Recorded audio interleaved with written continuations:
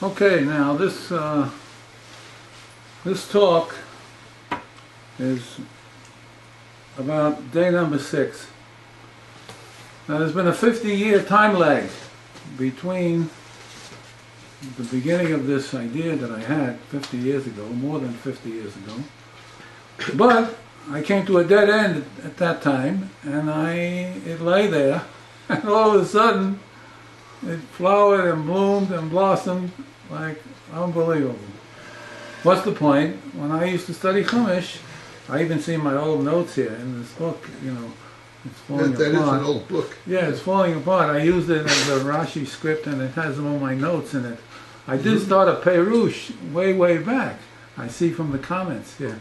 But anyway, the point was, I was very enthralled by the notion of lahavdil, differentiation. At the time, I don't know what I was doing. I must have been teaching something that triggered off the significance of this whole thing of differentiation. So then it dawned on me that inside the creation story, there's another story.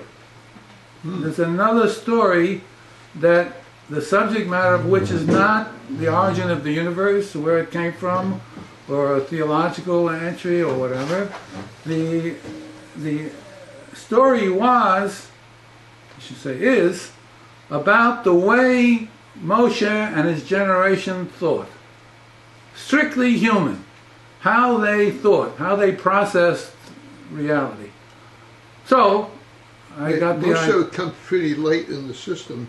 Aren't you going to talk about the earlier parts? Yeah, well, I'll feed it in backwards. But Moshe is the key man here. Oh. Moshe is the key man here. Okay, and so then I realized, you know, when the child, there's the stuff in the literature, I was doing Piaget and so on, when the child goes to sleep and wants the light on, part of that is that the world goes out of existence. Because in the dark you can't see anything. So it dawned on me by this intuition connection, day 2 is differentiation. You can't think without differentiation.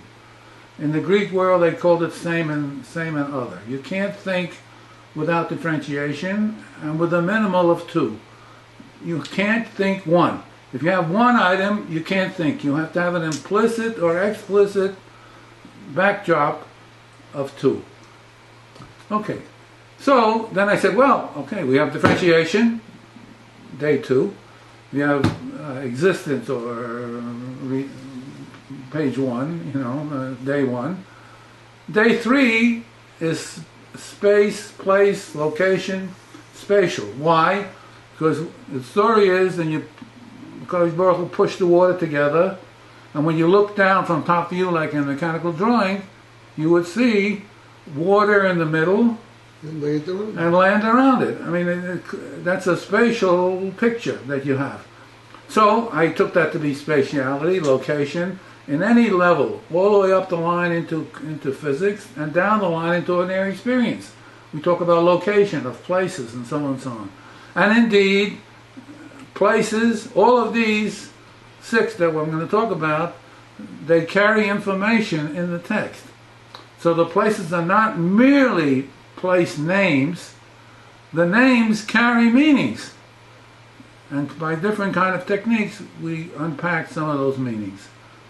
Okay, so that was day number 3. Number 4 is time, because it's the sun, the moon, the stars, in terms of regularity, in terms of what we call clock time. You have to have some kind of a unit of repeatability for time. So I took this notion of time, a simplistic way, as simple as can be, just an ordinary experience of looking at the clock. And that's number 4. And that's where it was, and that's where it stayed for 52 years.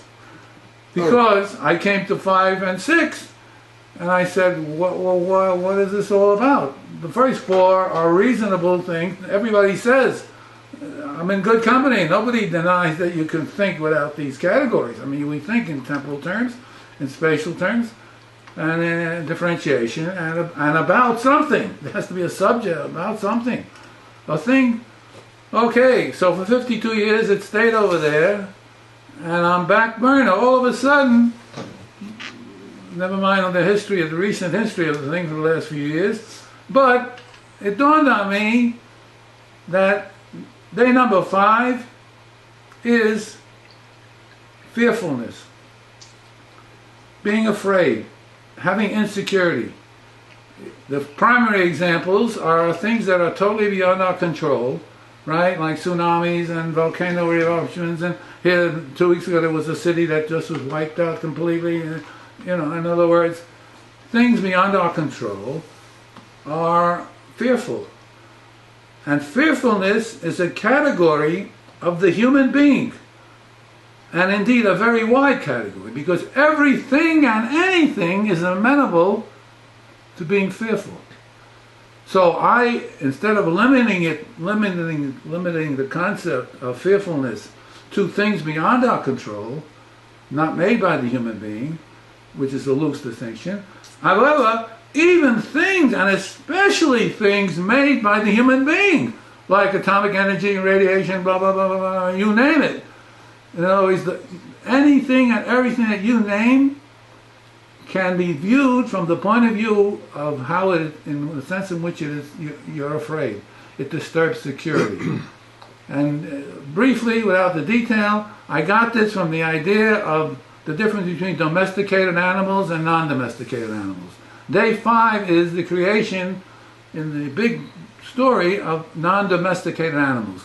So I said, well, of course, you're afraid.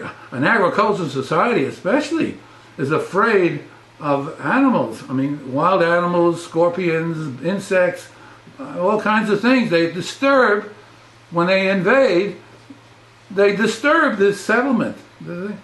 Okay, so I developed that. And then I said that I'm not that crazy, because if you look in the history of Western philosophy and you took poli-sci 1, so then you would know there was a guy named Thomas Hobbes, along with Rousseau and John Locke, the founders of the democratic orientation that has been developed now. But the basic point was, in poli-sci 101, Hobbes is famous for saying that civil society is based on the fear of violent death. So here I'm saying, I'm not crazy, I'm saying what had come down in Western civilization on their own analyses, in Locke, in Rousseau, and especially in Hobbes. That's how anybody who took poli-sci 1 will remember that. Fear of violent death. Fear, fear, fear, being afraid. And the job of civil society, and eventually government, is to secure, to live in security, some kind of semblance of security. And so what I did was say, well, it just says it.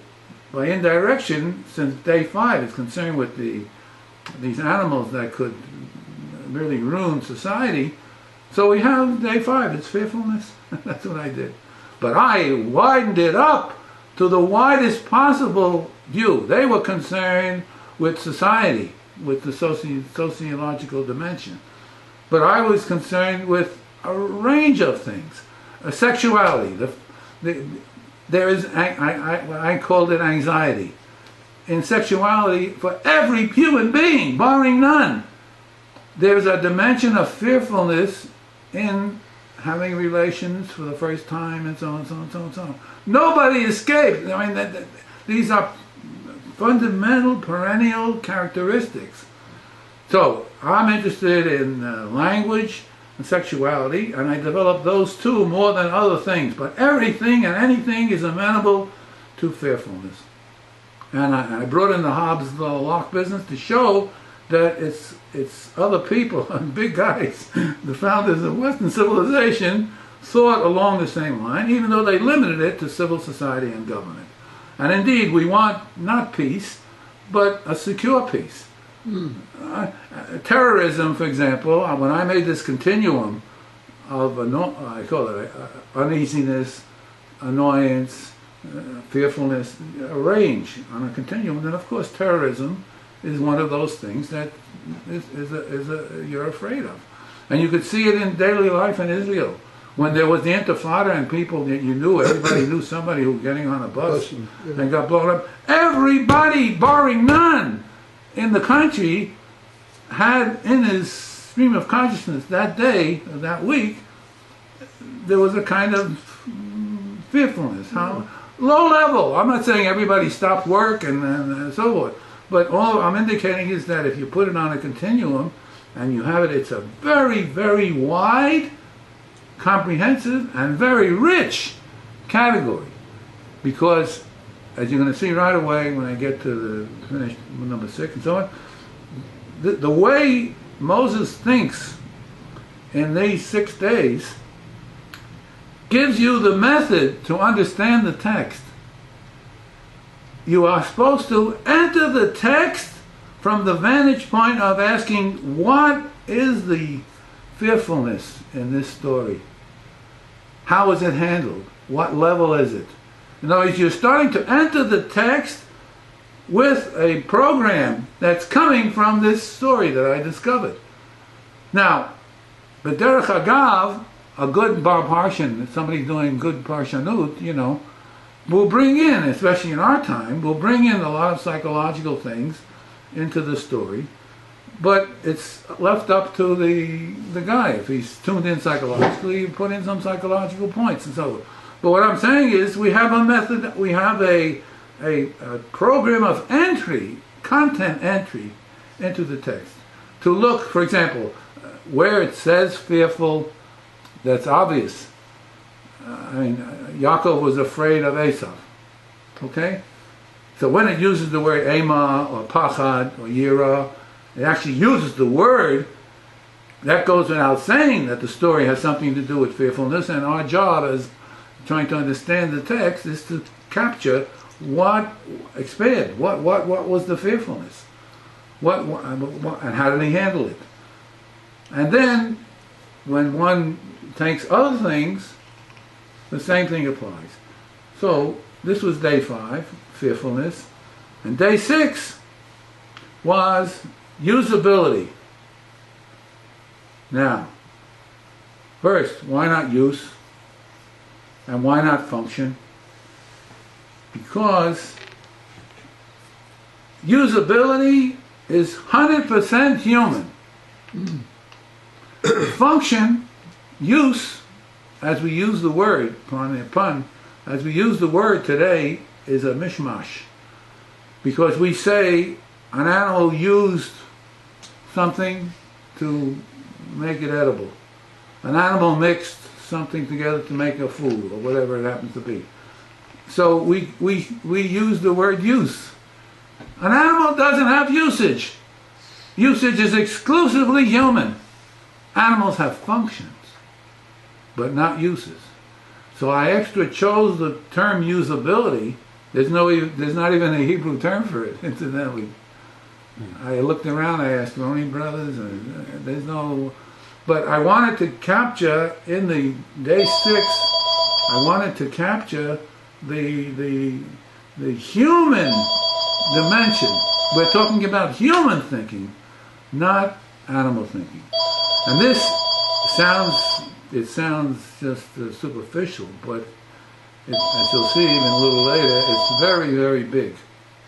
Because for me, unlike most people in the West, most people in the West say when they come to things like sexuality, which is one of the things I'm going to talk about, or they talk about communication, language, okay?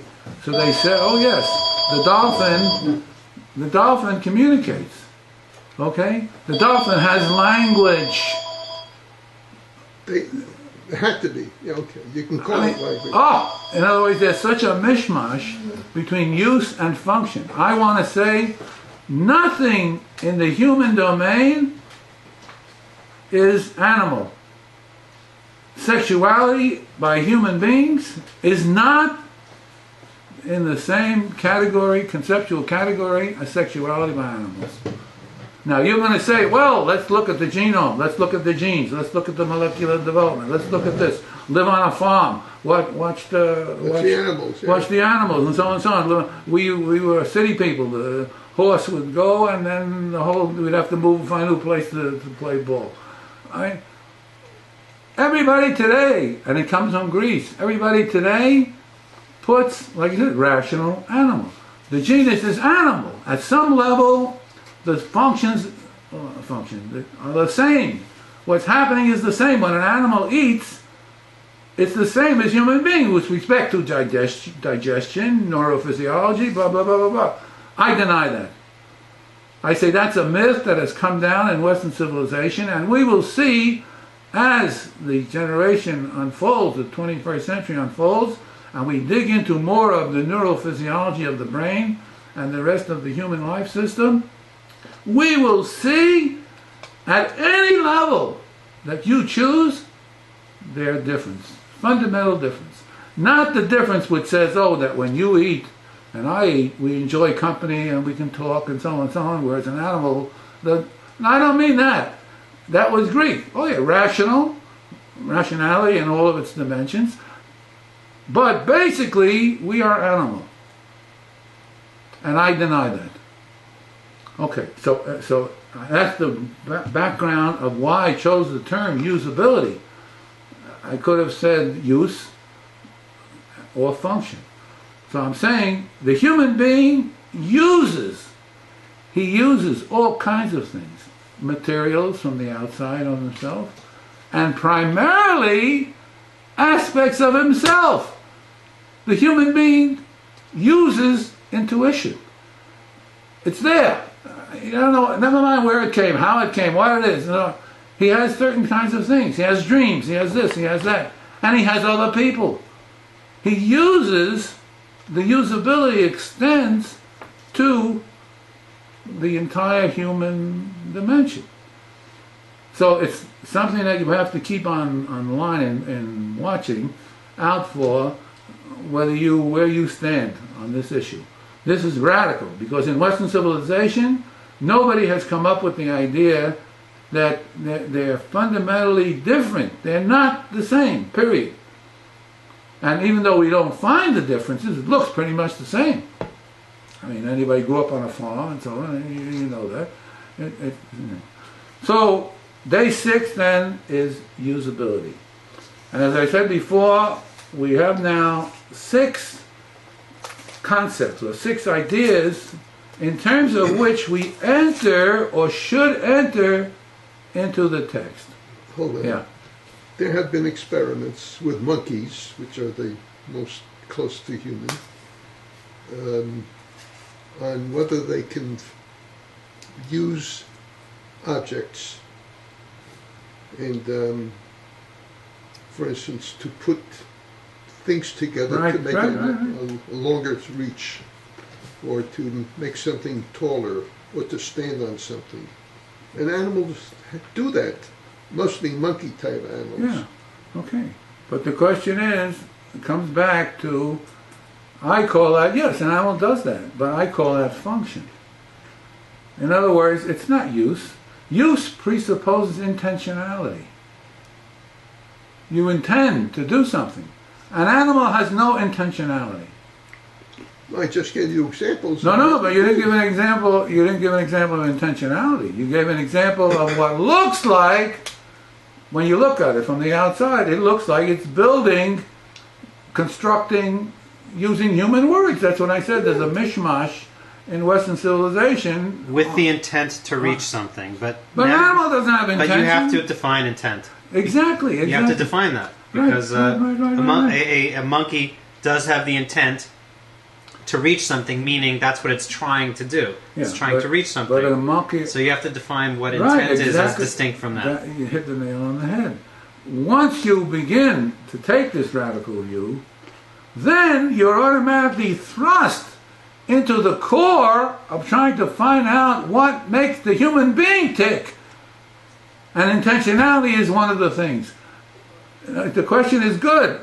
The point is that it opens up a way of widening your scope, registering those things, not just about the monkey and about Pac-Man, but we have all the material in the domain of animal work and so on and so on by the different people in the psychological field and so on and so on. It's done with language. It's the same thing with dolphins, elephants, and so on. The question is there something lacking? And if so, what is it? And that's where we are. Nobody has a definition of intentionality. That's exactly where we are. One of the things that's blocking a life system, a scientific life system, is that things like intentionality cannot be captured. We say we can't quantify. We don't know what they are. We know they're there. We have a label, but what it is and how it functions, how it operates, we don't have. So my point is two-level. First is, yes, that's the question. You're in effect saying, well, let's learn something about the human life system. And to do that, we have to get into intentionality. Will. Does an animal have will? All of these questions, okay? And as I said before to Gene before he came in, everything today is being researched. Every single thing that I'm talking about is being researched by different fragmented groups because there's not enough unity to pull the thing together. We don't have a breakthrough yet in understanding life, understanding human life. We don't have a break, but we have sensitization literature, and we're being sensitized to the Einstein of biology. Somebody will get the blitz and will open up the life system. And part of it would be, what is thinking? Do we know what thinking is? Niels Bohr said, oh, you philosophers, and you philosophers, Hermann Weyl, I used it when I used to teach philosophy of science, he says, you philosophers, you've been studying mind-body since the Greeks. What do you got for us? He's coming from quantum physics. What do you got for us? It's like I used to use a lateral. In football, if you're behind the line of scrimmage, you can throw a lateral. A lateral means that that the ball can't go forward beyond the line of scrimmage, but you can keep it in the backdrop until you get an opening to make a play. Okay, so I used to say, well, there's Bohr and Weyl and the great physicists saying, what the hell you got for us? Zero. Absolutely nothing from the point of view of science, from the point of view of physics, from the point of view of what would be the constituents of a life system. And that's where we are in the West. Great successes in first Newtonian mechanics, and so you can't build a bridge without Newton, and so on, so on, so on, so on. And in the quantum world, and in the relativity world, and in the astrophysics and all the rest of the applications. It's unbelievable. But on life, we are absolutely bankrupt. And that's one of the reasons we're going to the Orient, which has no science, but has things that work. Things that somehow work. And sometimes, even the hospitals take it on. I heard a story about, even Israel, in the hospital, about how to do with hepatitis. And there was, if you took a pigeon, a live pigeon, and put it on the arm of the person, and it pecked this, it had positive, significant effects on the hepatitis. So much so that they started to use it in some of the hospitals. In other words, and in all what we call fringe medicine, little by little, where's the vector? Where's the arrow? The arrow is to say, look, it doesn't work. They say it doesn't work. You can't play ball, you can't do this, you can't do that, you can't do this, you can do this pill is for this and this pill is for that and so on. And here we come with a different ball game of Chinese medicine, of meridians and so on and so on. Never mind that it's difficult for good, it could take 20 to 25 years of training to become a Chinese doctor using Chinese medicine. But when you read the books, and I've read the books and by Western doctors, and you see there's a lot of complication. It's not just a pashut thing to be able to do acupuncture and so on and so on. It's a big art. But in any event, it's non-invasive. We're concerned with non-invasive. We realize, everybody realizes, especially with the internet explosion, everybody looks up their disease. Everybody looks up what's going on.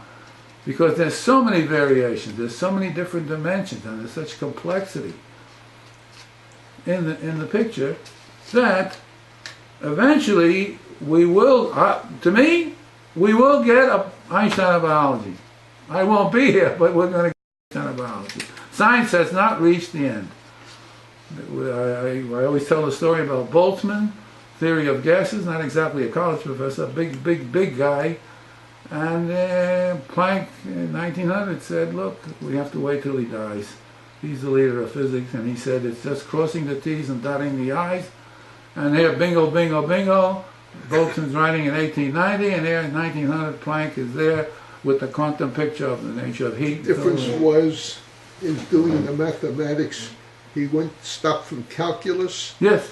to doing by steps. Yeah. But that was he didn't know what he was going to do.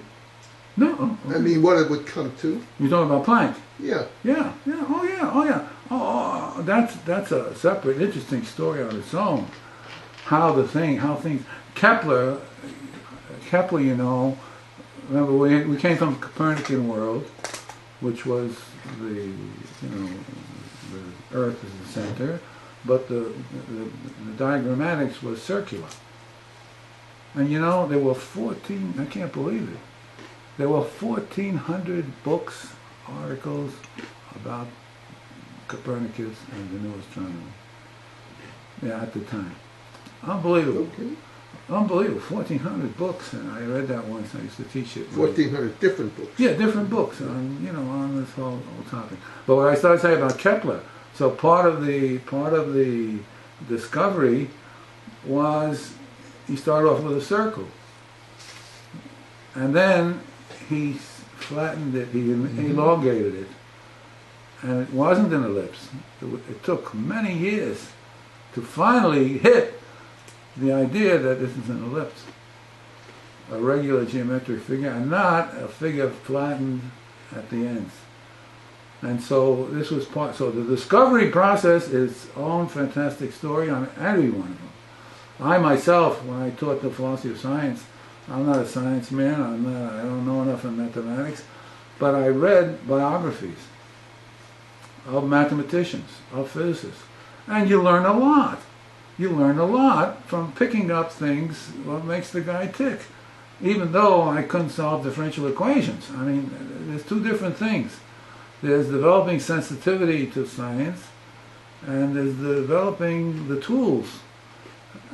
When a guy has the tools, he can do it, he can produce. A guy like me could set the form. That's all I could do. And to show, for example, this whole process, and the creative process, is a valuable thing to show the person. Okay, so to come back, so that's the introduction to this whole business of day 6. It says usability, and I'm just pointing out that it relates to this difficult topic as to what is human and what is not human. I often said that in the Chumash, in the Torah tradition, Onkelos says that Adam is medaber. What does that mean? Speaker. Speech. He could speak. He has language. What? When you talk about animals, yes, you could say animal has communication, and communication has different vehicles, like bird calls and so on, so on, so on, so on, different parameters, and they're functionally, so we have a different system, but it's basically the same. Okay, we can look at things that way, that the animal has these basic functions, but no animal can make a performative. A performative. Meaning, let there be a korban, let there be marriage, let there be this, let there be that. In the Chumash text, Yehi, or, is a classical formulation of what's called a performative use of language. There's 3 fundamental uses of language. One is to assert, to say something about something that's either true or false, has evidence or doesn't have evidence, okay? Does it correspond to anything in reality? Is it imagination or not? That's an assertive use of language. X is so-and-so. This is brown. And there are different forms in Aristotelian logic, and continuing all through the centuries.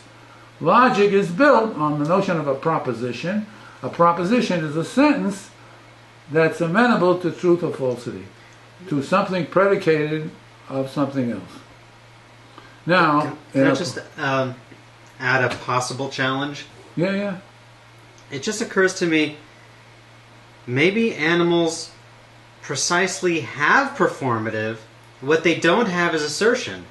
Meaning, two animals are communicating to each other. What are they communicating? You are my mate. You are hereby my mate. Or, things of that nature. What they're not doing is asserting. They're not making claims about anything. Oh, yes, they are. They make claims about who owns this property. You can't graze in my garden. No, but that's a convention. It's not they're not making claims on existence. Okay. You hit something very big. You hit something very big. Namely, that I'm saying, taking a very strong stand, they can't have words that indicate the performative. They can't say, let there be light. But in functional terms, when we look at what they're doing and describe it, we see that it fits better into a performative use of language, or the other way around, the assertive use of language, but not in our categories. So it's a kind of begging the question to be so sharp in the way that I'm doing it. However, that's very big. One of the things that's being researched, ongoing, like hundreds of different orientations, is the primary place of ritual in the human development. Way back, we're not talking 6,000 BCE, we're talking 1,000,000 years ago. We're talking the transition from hominoid to human, from the different stages of human being.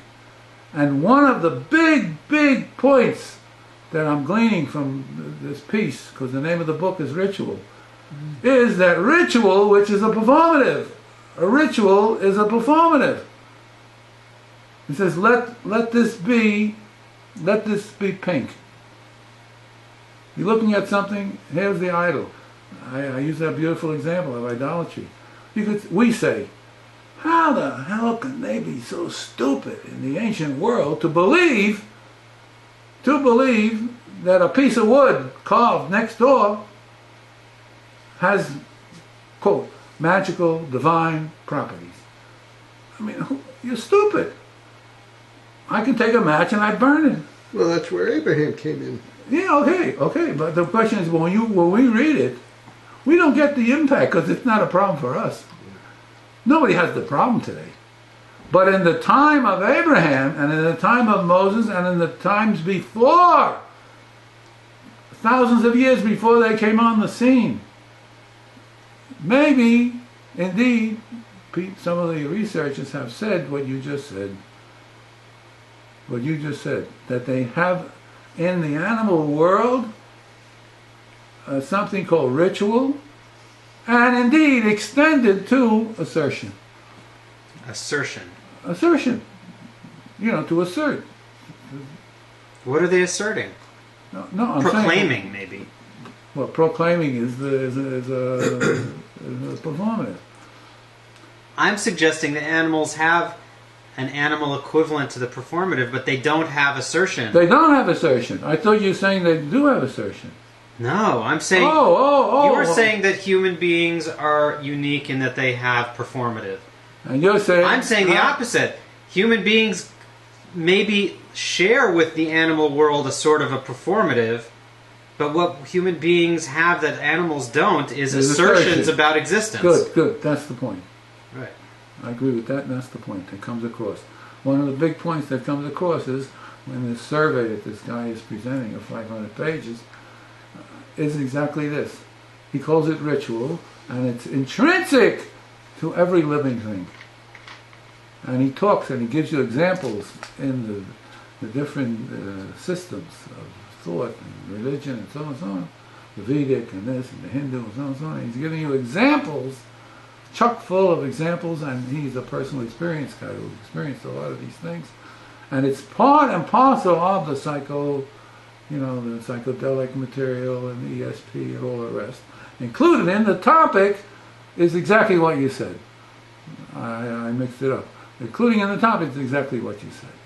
And when I say assertion, look, there's assertive language about things that we can't really understand. Right. That we're making assertions about things that, when you talk about the sun, making a statement about the sun, it's really not. They're not making any kind of informed statement, because you'd have to speak about it from using the language of science to make an informed statement, Right. an assertive, a real, honest to goodness assertive statement. So maybe the distinction of the human being is science. Is the tools for Sure. understanding the reality. Sure. Yeah. And everything else, there's some That's right. kind of analogy in the animal world That's right. for being able to function. That's right. Because animals also have to be able to function and however So they I'm need saying to that's function. the argument. What you're presenting now is the argument against what I said in terms of this sharp distinction between the animal and the human. Because in effect what you're saying is when we add ritual to the picture, and we have examples of this in the animal world, then where are you getting the distinction? You may make distinction, but it's not going to be on this. Because it's the same pattern. All right, so that's a separate issue. A big one, but a separate issue, whether I'm right or wrong. That's what my intuition is very strong on that. Whether it's right or wrong remains open. But the basic point that I stress all the time is, you see, we're so unaware. Living today, we're so unaware of anything other than assertions. In common sense, in ordinary experience, especially in science, when it has to take a mathematical form and so on. But we're so unaware of another approach to language. When you say, Harei Mekudeshli, or you make an assertion and you say, I am a cobbler, and it looks like an assertion, I am red, this is red, and so on and so on. But it could be a declaration, a self-identity statement. Who is me? When it's that, it's my name. To name is to make a performative. To name something is to make a performative. It says, hereby I am Joe. Hereby I am. So that one of the complications of everything that blocks even contemporary understanding to get into the topic is that a performative can look like, grammatically, an assertion. Assertions are true or false. Performatives are efficient or not efficient, usable for this, not usable for that, and so on. And I mentioned it once in one of the early talks. My whole life was built in philosophy on assertive statements. So I entered into the Torah world from the point of view of truth, of falsity, and as applied to the God question. And for 50 years, I came up zero. There are no proofs, no indications of God's existence. There is no such thing. But if a person has belief, the belief in the form of a performative, not as a substitute for an assertion, but I believe. What is it? I believe is to say I believe. And then you give the content. No, it works differently. The primitive man will notice regularities in the universe. Day follows night, follows day, night follows night. And he will try to figure out, where does that come from? And the God concept is a simple way, a one-word way of saying, this is how the world was created, this is how it works. We don't know why it works this way, but we'll take it as it goes. And if night follows day, fine. We'll say God made it happen. But we don't know what God is. God is just a term. So why do we need that at all? I don't know why we need it. No, I'm saying. But maybe people feel that they need something bigger than them. Right, I agree. But I myself, I didn't enter that way. I entered from the point of view of what's the evidence? And I found no evidence. I found no evidence. Now, by having... Could I step in for just a second? Yeah. I found that the God as a terminology, as a placeholder in the mind, answers the need for a cause where the causality goes above some threshold of complexity. So it's as if to say, I don't know cause the following simpler, or I don't know cause the following tragedy. It's a placeholder for a category of complexity of cause which exceeds the capacity of the mind to deal with. But the mind requires some causal construction. Okay. And that's where the God term seems to be used. That's the closest I've found. That's where you invent God. And why does not a deity or an entity, a placeholder in the mind to satisfy a causality requirement. But if it satisfies a causality requirement, it has to be intrinsic to physics. There's no creation. No, it's causality where I don't know caused X. Physics says gravity caused X. Electromagnetic, the combination of the following 5 elements in conjunction caused X. But above a certain level of complexity, there's no clear answer to what is the combination of causal factors that cause this. For example, in medical stuff, you have a specific activity which causes a disease. But you have some people who do this activity who do not get the disease, and you have some people who never do this activity who do get the disease. So it's a factor, but it's not enough to answer the question. Okay. So he used the God word to say God wanted this person to get disease, and God protected this other person from dying. It's used as if it was an entity, but it's actually a placeholder for a larger than life level of I don't know. Okay, that's very good. But why? What is this as if? What is the significance of that as if? When you start dealing with causality, and you put, I was under the impression all my life that if you want to explain something, the things that you use to explain have to be clearer than what you're explaining. I mean, what you're clarifying. No, this is a halfway step. I recognize that everything is causal.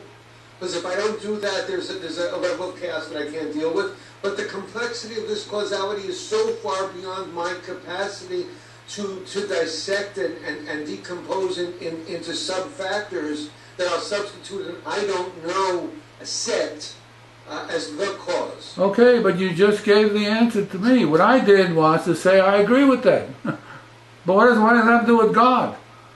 Why label it? Why label it as a place? Why label it when it doesn't function and it functions the opposite? For many people, in an educational context, if you would go to something that's more rational than the scientific method, where you don't have to suggest an imaginary continuation to the results, you simply say from the child on through forward, there's always something in the category of I don't know. So it's a placeholder for that.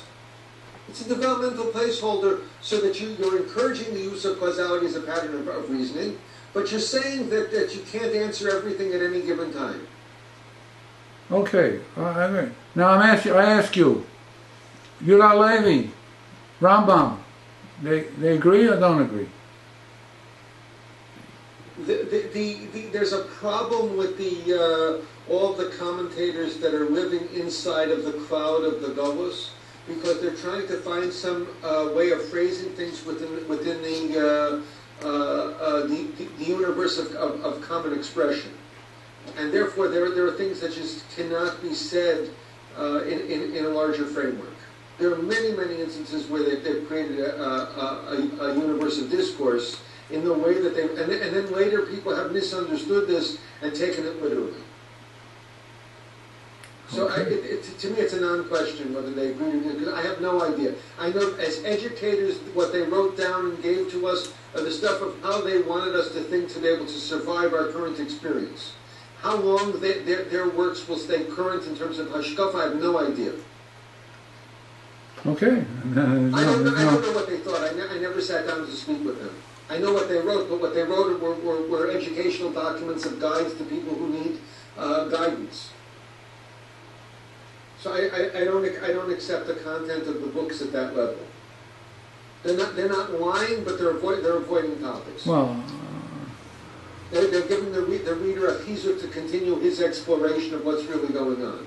okay, I mean, I agree with all of that. I agree with all of that, but I don't agree.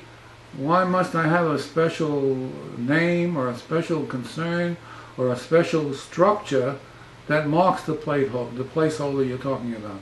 Nobody has to tell a physicist about the complexity of the universe.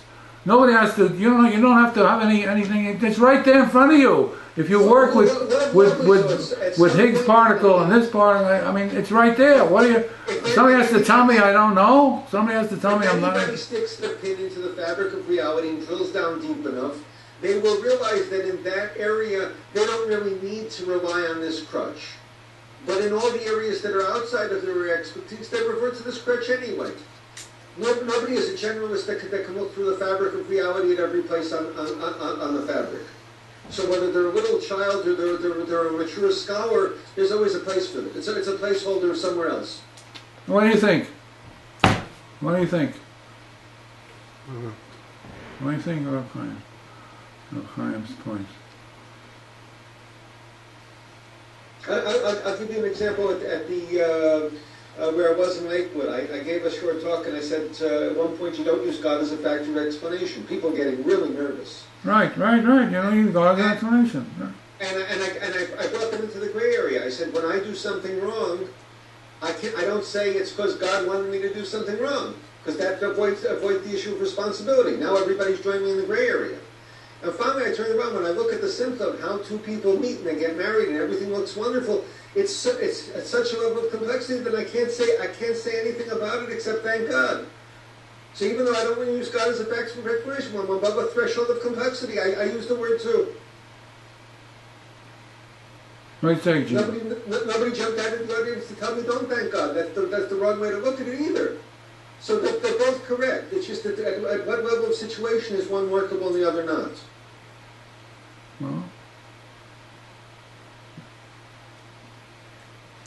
Well, I only tell you from personal experience. Well, I mean, one is an assertive usage, and one is a conventional usage. Yeah. So the conventional usage stays in, the assertive usage goes out. Yeah. Well, but they're not conflicting. Above my threshold of being able to dissect the causality, I'm stuck with the conventional usage, because I don't have any term for this kind of issue without abandoning a belief in causality. Okay, but the whole history of Western philosophy was to say something positive. Now, if you say this is a covering up for something that was so simple in the sense of that we're not in control and so forth, at least I didn't catch it in the material. I studied all of the philosophy and I didn't catch that. Civilization wasted 2,000 years on metaphysics of what was metaphysics trying to do? It was trying to give a picture of the universe in which we could say something about God. I mean, something that's significant. At least that's the way I understood. When I looked for it, I didn't find anything. So then I realized... We're a continuation of a literature that predates the Western framework by a couple of thousand years. Right. Okay. So the fact that you have all the literature of how to live inside of the Western context, it's true, but it's not conclusive. That's one problem with the presentation. Yeah. Okay. So I'm only saying, in personal experience, I was too overkill. I made an overkill on the truth or falsity, and I didn't find anything.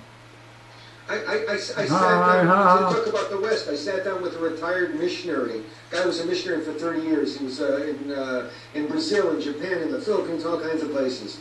And recently, he gave me all the literature from his missionary stuff, and I said, why do you have 3 different God terms? And he says, because it's a 3-piece system. So I say, well, I noticed in the literature, except for mentioning it once or twice, they only use one of the terms. When he used the other 2. He never thought about it. When he got done explaining, he was using one term for things that were, and one term for things that are, and one term for things that will be. So the Hayahovevi, he has a drush to create a universe of discourse with the people who broke up the picture that way. Yeah. Okay. Well, we have so many layers of stuff which created a compatibility for the purpose of perpetuating our existence. That's they're drushes. Okay, that's the message.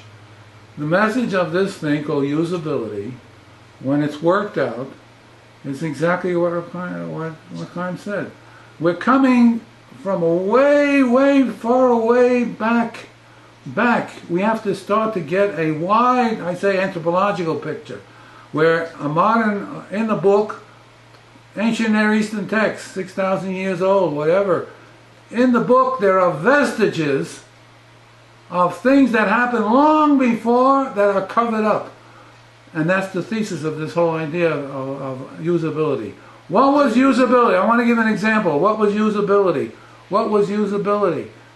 The human being, for example, here's the human being at a certain hominoid stage, okay? And the human being has fear, is afraid of animals and so on and so on, okay? And so the human being looked at the animal world of a mother of an animal, female, giving birth and caring for the infant, for the newborn, and so on and so on and so on. And the human being imitated. The human being imitated the thing that he saw in the animal relating to its young. And that was ritual. There was a ritual that went with that to sustain this connection. Okay? Over time, it got lost. Just like you said. And what came in was an overlay in terms of myth, in terms of different characteristics because of the complexity. And so what remained, for example, was something very interesting on this hypothetical story. Namely, what remained was the fundamental emphasis on progeny. They didn't see any pleasure. They didn't catch the pleasure in the animal having sexual relations, right? They entered from the point of view of fearfulness. I'm just giving you an example. And what they saw helped the fearfulness. The pleasure in sexuality was tangential. What was important was the way the mother hovered over the infant and, the newborn and blah, blah, blah, blah, blah, blah, blah, blah. And so, what has come down as human nature is something that was constructed. In other words, I'm giving you a scenario which comes back to this basic point that I mentioned. We call it nature. That the animal hovers over the young and so on and so on and so on, we call it nature. What I'm saying is, on this approach, there is no nature concept. In the Chumash and in antiquity, in other cultures studied by anthropologists, there is nothing what's called nature. Nature is a Greek concept that was very late in civilization and left behind much richer things from the point of view of usage, of use. And so what I said was, what come down, where do we get the idea that has been dominant in Western civilization of human sexuality being concerned primarily with progeny? Pleasure in having relations, we needed a sexual revolution to bring it forth in Western civilization.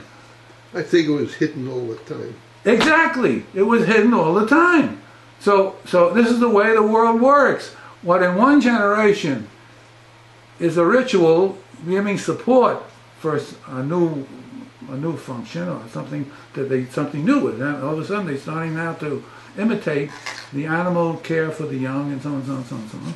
And then you needed the ritual, and then it got transformed into a ceremony, but not a ritual. It got transformed into a ceremony because it was put in a new context.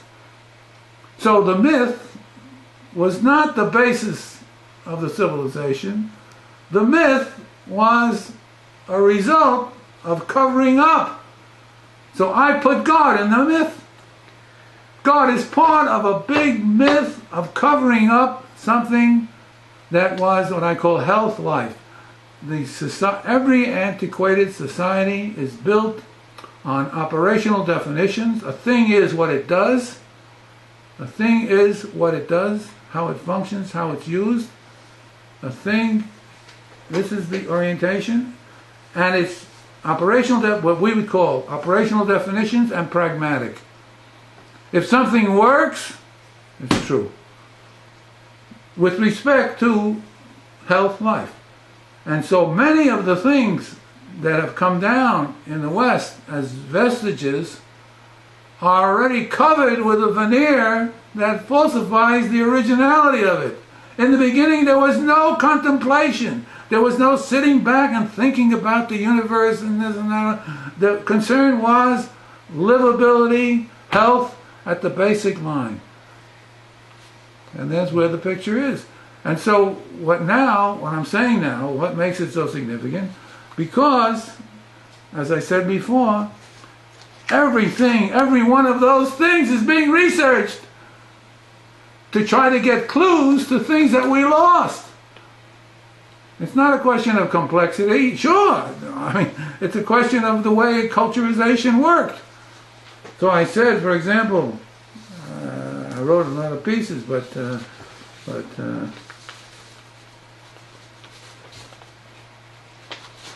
when I'm talking about this anthropological entry into the text, that's what I mean. Until now, and in the medieval world, we entered philosophically. We entered the world by philosophy. We entered the Chumash, the world by philosophy. But in the contemporary world, it's science, not philosophy. And when I came to Reb Chaim Alav Shalom in New York, and he said to me, Rambam is good until Descartes. Rambam is good until Descartes. Rambam is good until Descartes. Medieval Jewish philosophy is good until Descartes. It is dead. Completely dead. And that's what Heidegger in effect showed by making a history of the concept of being and all the whole story. Part of his Kiddush is the end of philosophy. Because it dissolved out in favor of science. Anthropology is descriptive. It's describing belief, things that worked, how they operate. It dealt with how. So for example, we have Brit Milah. I was going to do it in detail, but the time is short, I won't do it in detail. But we had Brit Milah. Read it in the Chumash text. Does it say anything about how the human organism internalized Milah? Was there trauma? Was there the things that are in the news on the TV stations are the guts of what was going on? It was a life health strategy for whatever the thing we don't know, but it was a life health strategy. When the Hebrews came on the scene, was very late. You're talking after 2 million years of transition from hominoid to human. When we came on the scene, read the myth. It's all related to identity, right? To identity, be part of the Yisrael, part of the group, part of the clan, and so on, so on, so on, so on, so on. And so it got into contract and got into a number of other notions that are as far away from the original functioning of Brit Milah, I should say Milah, because Brit was a chunk that was very late. That's a second order, very second order. To say why and how the thing functions from the point of view of identity with the people, a sign, an outward sign of who you are, and so on and so on. Okay, sure, psychosocially, that's there. It goes without saying. But look what's covered up. Look what's covered up. When we learn the Parsha, we should be teaching what is the effect of Milah. What, not that it's good, that Hashem said to do it, that it's a mitzvah, all this dimension is the psychosocial dimension, but there's a whole realm of other dimension So we should be, instead of leaving it to your own judgment and your own reading outside, one of the characteristics of the curriculum to study Chumash is to enter into how milah, circumcision, functions in the human being. Now, no, but where is it? Where is it? If you, as a reader, bring to it or are concerned with the issues, then your thinking goes along the line. But that's left up to the chance of the people. We should be having a curriculum that deals with exactly these types of things. And so that's what I meant by entering the text with an anthropological scope, which widens up the picture, which is non-philosophical because it's concerned with descriptions, with operational definitions. It's not concerned with philosophy. So by throwing the philosophy out and bringing in this conception of science, a very wide notion, including Chaim Meir's point, which is well taken, and David's point, what we have is a different ballgame.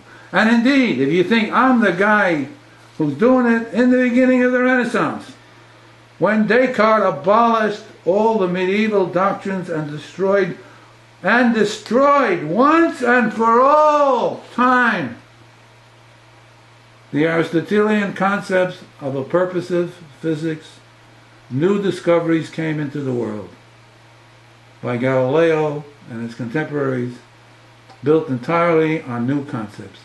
Medieval maxims and syllogisms were destroyed by new mathematics.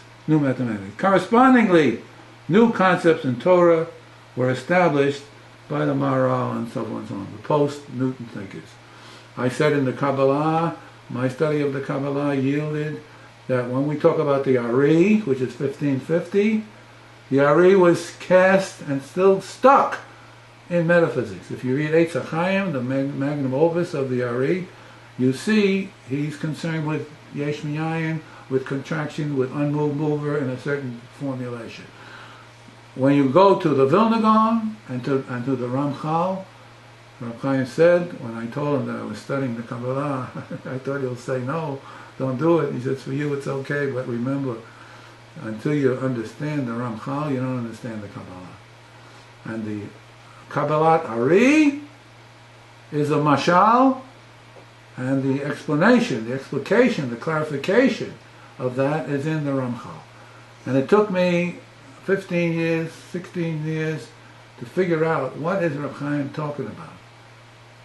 And I came to the following conclusion, for me, that resonated with me. The Gaon said, now that we have Newtonian physics and all of its developments, and we see the power, the greatness of a Newtonian mechanistic world, we don't even have the glimmer of what it would be to have a scientific understanding of the neshama world, of thinking, what I'm calling electronic physics. So the Gaon is to me, the Gaon is saying, well, look, we have to be after the scientific revolution. So when I came to Rav Chaim in New York and he said, Rambam is good until Descartes, I almost didn't come Aliyah. The way Hashem worked or something else, a month later he's coming Aliyah. But I said, how could I leave somebody like that? Who would say that today? Who would say that in Torah? Now the Rav Soloveitchik, he touched it. Because we have a halachic system, and he was emphasizing the power and the characteristics, the logical and coherence characteristics of the halacha system, which deals with detailed actions, feelings, sentiments, thinking. He touched upon this, and in one of his books, The Halachic Man, The Halachic Mind, he says at the end, one of the jobs of contemporary Jewish philosophy is to restudy the medieval tradition and take out what's Judaism and what's not. That's it. He says it there, you can read it for yourself. It's in the last 2 pages of the book on the halachic mind. So the Rav caught aspects of it, but was not as powerful as Rav Chaim, who went all the way. and developed the whole thing. He was concerned with logic and so on, and so he went in different directions than I'm going now. But the basic point was, who would say that? Who would say that? Go to the shul, go to people, go to the educated people, and tell them the line. So he's saying, Reb Chaim is saying, oh well. They're not educated enough to know. Yeah, most people. Well, he always used to say, in the last analysis, it's ignorance, not knowing. Just ignorant, not knowing, or studying things in such a way. I say l'charav. But it also means if you outgrow somebody, you leave. It doesn't mean you stay there and just take everything and you. And indeed, as Chazal said in the parshas of this week, what is the story? By my name, Hashem, Yud Kei Vav Kei, was not known to the Avot. Right there, chapter 6 in Shemot. I was not known. My name to them was Kel Shaddai. Hey, wait a minute. Where does it say, Vayomer Kel Shaddai L'Avram? It doesn't say that. It says, Vayomer Elokim L'Avram, Vayomer Hashem L'Avram.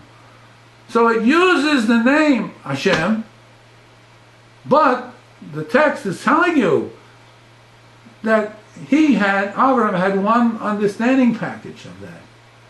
And Moshe has another understanding package. That's different. And Moshe is different from the point of view of the nature of time. Because Yud Hoveh, Yud Hey Vav Hey, Yud Hoveh means the potential manifestation of the now, whatever that means. I'm not getting into now that whole issue of past, present, future, linear time. There's such a thing as non-linear time. But all you have to understand is, why are you yelling at me? Why are you saying, oh, you're crazy, you're going outside the box? You're thinking, well, the Chumash itself says Moshe went outside the box vis-a-vis Aaron. Read it.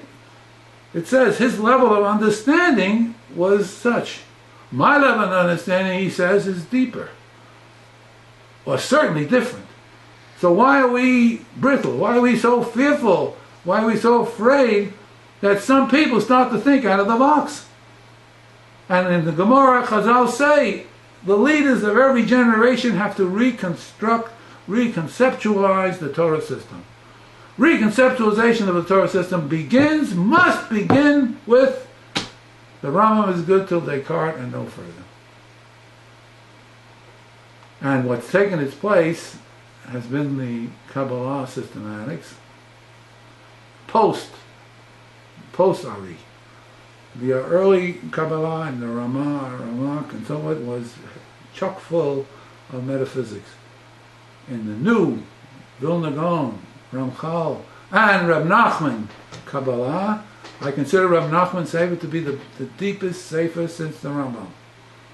Why? Because he said, enough philosophizing. He psychologized everything. Because one of the steps in moving away from philosophy has been to look at things from the point of view of psychological functions, psychological structures. And so that began with Descartes, and it was modern philosophy since the 17th century is an opening up of a great psychologization of everything in the human world. So we moved into a different paradigm, a different orientation. But you must begin with what Rav Chaim said. Yes, till Descartes. Of course, he didn't mean halacha, because in Brisk, you can't give a shir without a Rama. Nobody gives a shir from the Gemara. You give a shir from the Kasha and the Rambam. And Reb Chaim Halevi, who was the father of the whole Shita, he wrote Chidushei HaRambam. You know, his Chidushim were on the nature of the Rambam. And that itself, part of the work, since we have the shift of paradigm, part of the work is to say, hey, let's re-examine the Rambam. Maybe we've we've covered over aspects of his depth with negative attributes and doctrines that were innovative in his context. But today, despite what he says. It's good until Descartes. Maybe a re-study will discover aspects of the Rambam that are relevant for today. In other words, there's this backward-forwards movement in ideas. So what's functioning in one kind, and in personal life, you know that yourself. Something that functions in one way at one time, all of a sudden transforms into something else at another time. And life is catching these moves so that you can have some stability, otherwise you'll be swept up in the chaos and complexity. Anyway, that was the point. The point is, all what you guys said is very relevant to the picture, except on this animal business, but which remains open.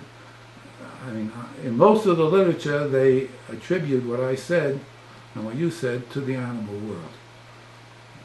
Most of the stuff that I'm reading. However, I'm not convinced.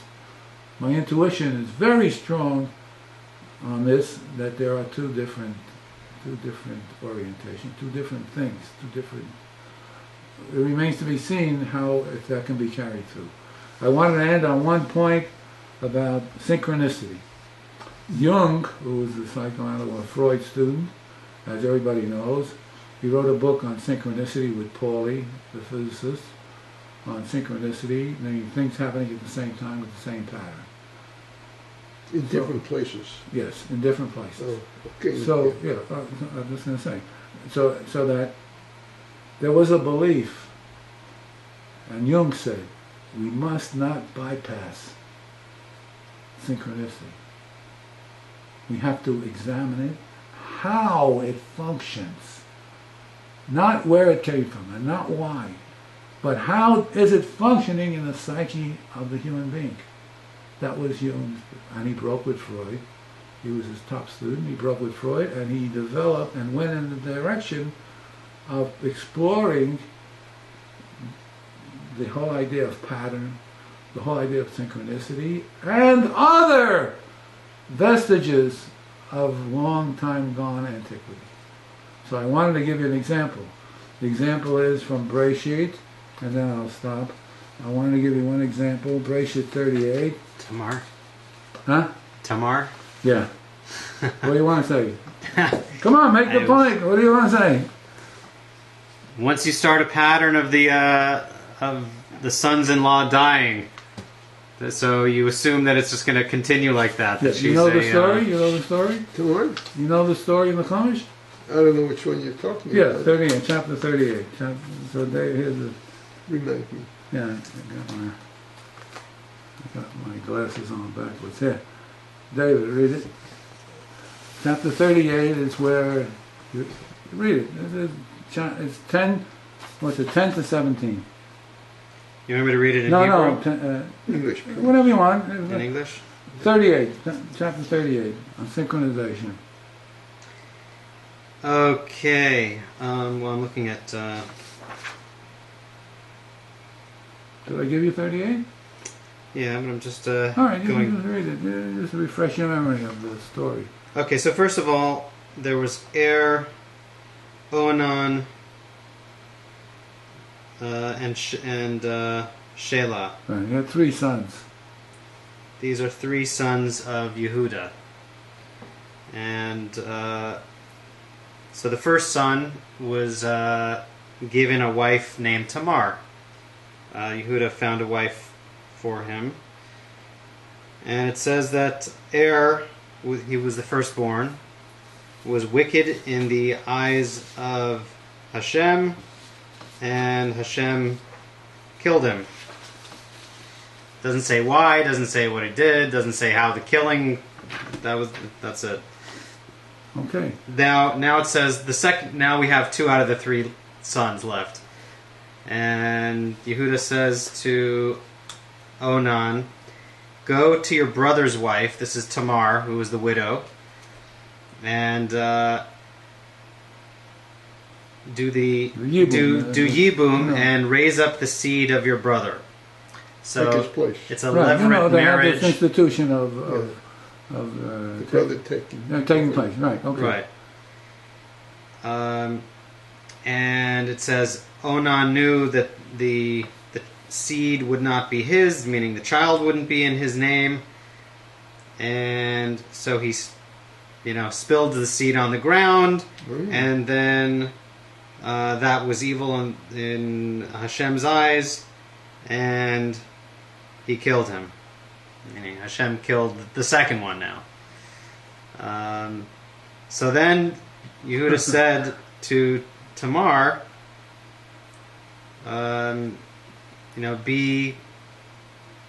to your father's house and be a widow there until Shelah grows up, the third one, and then you'll be... Yeah. Right. But then... because he said this as a sort of... he wasn't sincere. Because it says... He said, go stay with your father, and he was thinking, because at this point, he was concerned that Shelah was going to die like the other brothers, that Tamar was a witch. A witch. There is actually that there is a halachic notion about this, about I forget what it's called, but a woman whose husbands die. That there is, I forgot what it's called, but it's the story, not the story, but the ritual is if a woman's two husbands die, she is marked as evil, and you dare not marry her because you're going to die too. Right. You're saying that's current. Or you're saying that that's what the Torah is saying, or that's No, but what do we see? I just chose this as one example of the very strong belief in synchronicity. When you read the text, when I read the story, I didn't say synchronicity. I said chance. What do you mean?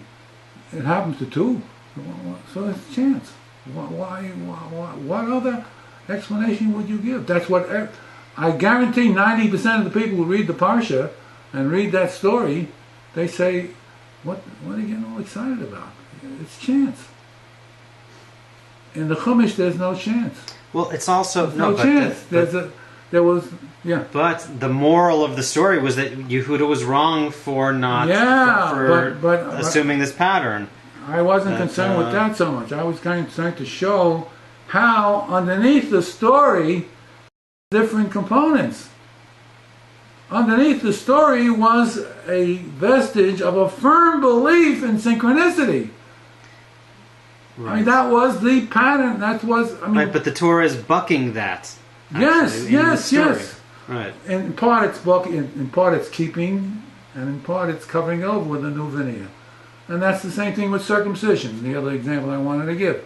You take circumcision, it had nothing to do with identity, nothing to do with identity of the tribe wearing a sign of outside and so on and so on. It was strictly a pragmatic thing having to do with health, life, functioning. Now, what it is, I don't know. A lot of it has been lost. It's a very old tradition. But in the Chumash, it's covered over. It's covered over by a myth or by a different story on a different topic. So I'm saying, wait a minute. What are we doing? How are we learning the text so far? We're only learning the text from the half that's come down. When you take an anthropological approach to the text, we will now include and enrich the text by talking about the function, how it affected the person. Like I said about the milah. That's a traumatic experience. That's what's in the news and so on, so on, so on, so on. For the baby. Yeah, the whole business. Does he remember? Sure. So what I say is that should be intrinsic because it's in the text but covered over. And the anthropological approach, philosophy approach missed it completely. A philosophical approach, look, I studied the Pasha many years. I never asked the question, how did it affect, where it's not covered over in the text? How did it affect the infant, is Shechem. That's the only place, as far as I know, that's talking about, the Levi and Shimon went after them while they were recovering. Yeah. They didn't want to do it necessarily, but they agreed. Right. And then while they were recovering, they were attacked. I didn't do particularly that one, but in the Perush I did a lot of these. And potentially the Moshe story, Moshe and Zipporah with the baby and the Chatan Damim. Once you see the point, it says, thank God for the Chumash. It's fantastic because it has dimensions that we don't even think about. And it's all in there. And we have to put it and study it and milk them out and enrich the whole thing. People, like I said many times, if we discovered a cure for cancer in the Chumash, that'd be the end of the Arab-Israeli conflict and everything else. Because there's other things that are primary. If we're playing games and disallow this one and that one, so on and so on, and we're talking about how the wealthy come here to be hospitalized for Parkinson and the rest. I mean, that's where it is. So I'm saying, I don't know about you, but for me, the whole approach is an eye-opener. It's just an eye-opener. You're reading the Chumash, studying the text, and you have now another dimension, another entry that will yield knowledge, information, thinking about yourself, how you plug in, how it's related to you, and so on, all too human things that are involved. In the early book, I called it a dialogic text because it's talking about man by a technical terminology of the names of God. It's talking about the human being. Well, the reader is part of the text. So the text is dialogic. It's not to understand the text in itself. It's to understand what the text does, how it resonates on the assumption, like right in the Chumash, a thing is how it functions. The animals were brought in front of Adam, and he couldn't find Ezer Kenegdo. But a thing is its function, its pragmatic efficacy. And that's the orientation in every single point. So what comes out as a summary? What comes out? This crazy discovery of this story of 6 days, being the topic being Moses' way of thinking, gives you the entry into the text, and then in content, every single dimension, every single thing that you can talk about is built into the text. And that's the curriculum. That's what we should be doing. Being sensitizing. And we'll see, just to end on this, neuroscience shows that the brain is not a physiologically fixed, unchanging organ. The brain changes its functioning strategies. There is neurogenetic modifiability on all levels, albeit within limits. This opens up inquiry into the use of ritual in maintaining that modifiability and over time changing it. Experience is the best teacher. How we think is the best medicine. Study rituals in Moses' 5 books with this ideational entry. If possible, with an experiential aspect, being in a psychedelic state, for example. Every person who enters the text must see himself or herself as a change agent in the widest sense of the term. This is especially so for the Talmud Chacham, who today is amidst a paradigm shift from having had to memorize texts before Gutenberg to today's programming of computer technology for innovation and change, not for increased or more accurate memory. The traditional Eloi with a photographic memory is being replaced by halachic thinkers who are primarily concerned with a changed idea of Ta'amei HaMitzvot. Reasons for the mitzvot have been thrown out, have been shifted, are not in the meaning. I say reasons for the mitzvot is a Ta'amei HaMitzvot, a category in philosophy. It was heretofore treated by philosophy. You read the Rambam, he's giving you a philosophical analysis of the whys for the mitzvah. So Tamei mitzvot are not in a meaning frame of justification, philosophical or otherwise, namely why, answering the why question. Reasons have transitioned into causes, the why into the how. Metaphysical philosophy has bowed out of the picture, being replaced by the pervasive psychologization of ideation, including talk, feelings, and actions, not only cognition. This is the great accomplishment of the 17th century scientific revolution. Then I talk here about the Ramadan I said before. And that's where we are. Oh, everything now is starting to open. You can't take it as a given. When we went to school, if you would talk that way, they'd throw us out of the classroom. They said civilization begins with Greece. They didn't even talk about Babylonian astronomy and so on before Greece. And everything was, chapters in Western civilization begins with Homer. I mean, and everything was superstition, clairvoyance, shtuyot lagamri. And everything today of those things are seen to have something to say in relation to the big picture, which is getting a bigger and a real scientific picture. I was concerned with the mathematization, and until somebody proves to me that it's conceptually impossible, I'm sticking my guns and saying that the greatest thing in science is not the empirical side, it's the empirical side that's being generated from the character of the mathematization. It's a mathematical representation of the elements, of the components. In philosophy, it used to be called theoretical entities.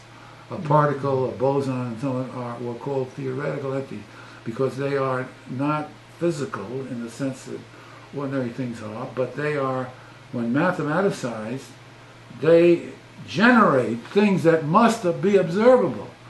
And nature says, ha, you made something great. You formulated a great calculus. You formulated differential equations and so on. You guys did it. You did it. Leibniz, Newton, so on, so on, so on. You did it. And it's something that you made, and you claim is the key to understand things that you didn't make. The universe, the cosmos, the radiation, so on, so on, so on, so on. So, I'm going to show you. Good. Wallow in your mathematics. I'm going to cover nature up so much, you'll never catch it. And if you do catch it, we have a breakthrough. So when light bent in a gravitational field and certain things, and double slit experiments, you know, that stuff that you know, that's where we are. How do we widen up and get into that? So I myself was concerned with the mathematization. And I said, it's so interesting. See, these people are talking about intuition. We bypassed intuition. We just bypassed it. But intuition is the whole inner working of the human being saying something. So why are you so against it? Why? Well, because with the intuition comes crazy things. I said things that nobody will say in the book. They'll say the guy is crazy, put him in a booby hatch. I said to the reader, I used the methodology of reading a book and catching my stream of consciousness and writing it down.